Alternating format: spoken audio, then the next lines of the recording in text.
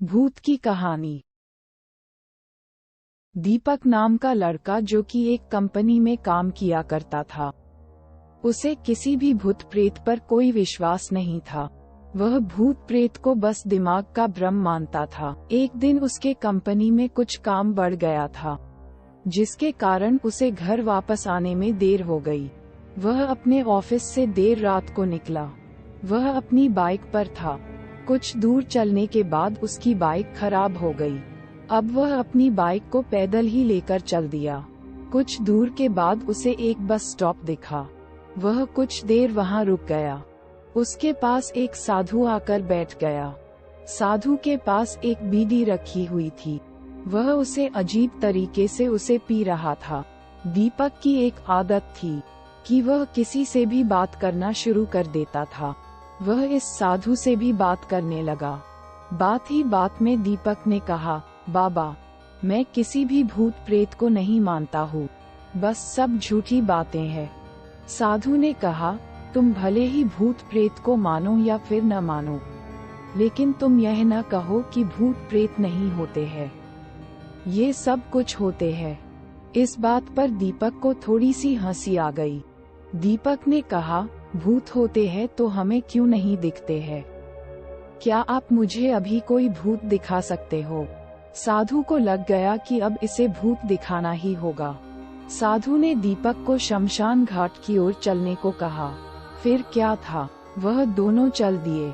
रास्ते में दीपक को थोड़ा डर लगने लगा, फिर भी वह अपने डर को कम करके आगे बढ़ते जा रहा था। कुछ देर के बाद वह शमशान घाट पहुंच गए। शमशान घाट में अभी कुछ लाशें जल रही थी। साधु ने उसको एक ऐसे स्थान पर बैठाया जहां कुछ समय पहले की लाश जली थी। साधु ने जमीन में एक लोहे का कील गाड़ दिया। उसमें एक सफेद धागा बांध दिया। इस धागे का अंतिम डोर दीपक को पकड़ने को कहा। अब दीपक को हद से ज्यादा डर लग रहा था। उसकी सांसें तेज हो रही थी। इसके साथ ही उसके हाथ पैर भी कांप रहे थे। फिर भी उसने धागे को पकड़ लिया। साधु ने कुछ पताशों को 4 जगह पर रख दिया। सारे पताशे उस धागे की पास ही एक लाइन में रखे हुए थे।